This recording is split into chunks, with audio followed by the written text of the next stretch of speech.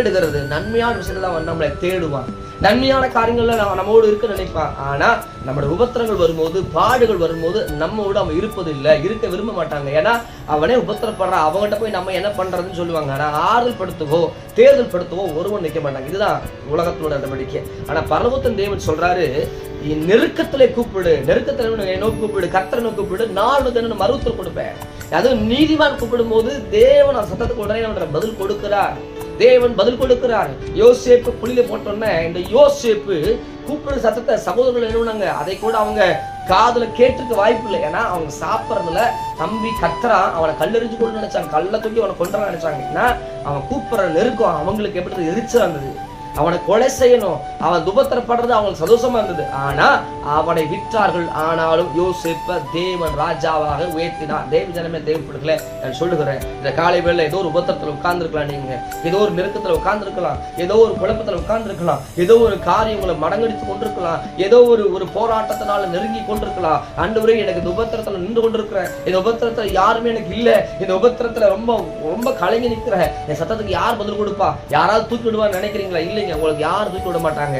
அதான் ஒருவர் உண்டு. அவர் சொல்றாரு, நீதிமான் கூப்பிடும் போது சத்தத்தை கேட்பாராம். உங்க சத்தத்தை அவர் கேட்பார். நீ கூப்பிடுற அந்த கண்ணீரை, நீ வடிக்கிற அந்த கண்ணீரை அவர் கவனிப்பா.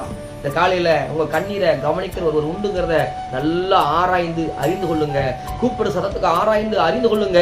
அவர் அறிந்து கொள்கிறார். அதனால நீங்க அது சொல்லுங்க, ஆண்டவர் என்னை கூப்பிடுகிறார், என் சத்தத்துக்கு பதில் கொடுப்பாருன்னு சொல்லி அனுங்க.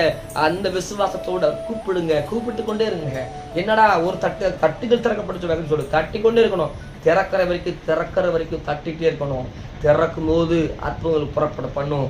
நீதிமானா இருக்கிற தேவ ஜனமே, தேவ பிள்ளைகளை, கர்த்தருக்காக வாழ்கிற வைராக்கியத்துல கர்த்தருக்காக நிற்கிற தேவ பிள்ளைகளை, உலகத்தின் பாடுகளிலும் உபத்திரங்கள்ல நின்று கொண்டிருக்கிற தேவ பிள்ளையே, உன் சத்தத்தை உலகம் கவனிக்காம இருக்கலாம், சொந்த கணவர் கவனிக்காம இருக்கலாம், உன் மனைவி கவனிக்காம இருக்கலாம், பிள்ளைகள் கவனிக்காம இருக்கலாம். நீ நீதிமானா இருந்து உபத்திரப்பட்டு கண்ணீரோடு நின்று கொண்டிருக்கலாம், உன் சத்தத்துக்கு யாரும் பதில் கொடுக்காம இருக்கலாம். ஆனா அந்த வேதம் சொல்லுது, நீதிமான் கூப்பிடு சத்தத்துக்கு கர்த்தர் கவனிப்பார். உன் சத்தத்துக்கு தேவன் கவனிப்பார். உன் அழுகுறலுக்கு அவர் கவனிப்பார். உன் அழுகின் பழத்தாக்க அவர் கவனிப்பார். உன் உபத்திரத்தை கவனிப்பார். உன் சத்தத்துக்கு என் ஆண்டவர் பதில் கொடுப்பாராக.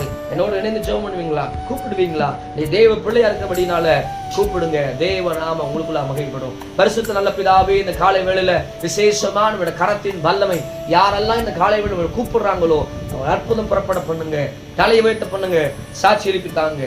நசனாக ஏசாமி மூலம் நான் ஜெபம் பண்ணி ஜெயங்குழு நல்ல பிதாவே. ஆமென், ஆமென், ஆமென். Praise the lord. ஆஃப் பண்ணலாம்ல.